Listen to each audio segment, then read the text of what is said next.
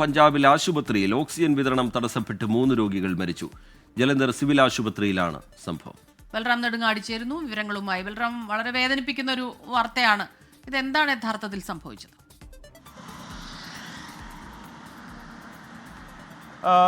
സ്മിത, തീർച്ചയായും ഏറെ വേദനിപ്പിക്കുന്ന ഒരു വാർത്ത തന്നെയാണ്. ആശുപത്രിയിൽ ചികിത്സയ്ക്കായി എത്തിയ രോഗികൾ അവർ തീവ്രപരിചരണ വിഭാഗത്തിൽ ചികിത്സയിൽ കഴിയുമ്പോഴാണ് ഇത്തരത്തിൽ ആശുപത്രിയിലുണ്ടായ സാങ്കേതിക തകരാറിനെ തുടർന്ന് മരണമടയുന്നത്. ഈ ജലന്ധറിലെ സിവിൽ ആശുപത്രിയിലാണ് ഈ സംഭവം ഉണ്ടായത്. ഇന്നലെ വൈകിട്ട് 8:30 ഈ സംഭവം.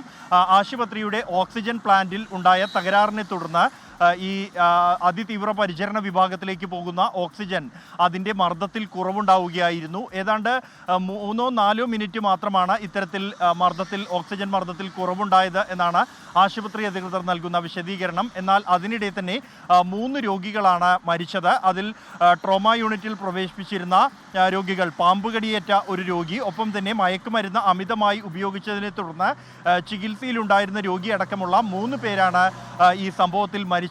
എന്നാൽ ഉടൻ തന്നെ സാങ്കേതിക തകരാർ പരിഹരിച്ച് ഈ ഓക്സിജൻ വിതരണം സാധാരണ നിലയിലാക്കി എന്നും അപ്പോഴേക്കും രോഗികളുടെ മരണം സംഭവിച്ചു കഴിഞ്ഞു എന്നുമാണ് ആശുപത്രി അധികൃതരിൽ നിന്നും ലഭിക്കുന്ന വിശദീകരണം. ഈ 3 രോഗികളും ഒപ്പം തന്നെ ഒരേ സമയം ഒന്നിച്ച് മരിക്കുകയായിരുന്നില്ല. ഈ ഓക്സിജൻ പുനഃസ്ഥാപിച്ചതിന് ശേഷം നിമിഷങ്ങളുടെ ഇടവേളകളിലാണ് ഈ മരണം സംഭവിച്ചത്. എന്തായാലും സാങ്കേതിക തകരാർ തന്നെയാണ് ഈ മരണത്തിന് ഇടയാക്കിയത് എന്ന് തന്നെയാണ് പ്രാഥമികമായ നിഗമനം. ഈ സംഭവത്തിൽ പോലീസ് അടക്കമുള്ളവർ അന്വേഷണം ആരംഭിച്ചു കഴിഞ്ഞിരിക്കുന്നു. രോഗികളുടെ ബന്ധുക്കൾ വലിയ പ്രതിഷേധവുമായി രംഗത്തെത്തിയിട്ടുണ്ട്. അതേസമയം വലിയ സാങ്കേതിക തകരാർ അല്ല ഈ അപകടത്തിന് കാരണമെന്നും ഉടൻ തന്നെ പ്രശ്നം പരിഹരിക്കാൻ കഴിഞ്ഞു എന്നും ഉള്ള വിശദീകരണവുമായാണ് ആശുപത്രി അധികൃതർ രംഗത്തെത്തിയിരിക്കുന്നത്.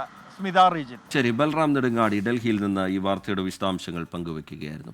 ലോകത്തെവിടെയായാലും ഏത് സമയത്തും 24 വാർത്തകളും ഓഗ്മെന്റഡ് റിയാലിറ്റി പാക്കേജുകളും എക്സ്പ്ലെയിനറുകളും വിശദമായി കാണാൻ ഞങ്ങളുടെ യൂട്യൂബ് ചാനൽ നിങ്ങൾക്ക് സബ്സ്ക്രൈബ് ചെയ്യാം.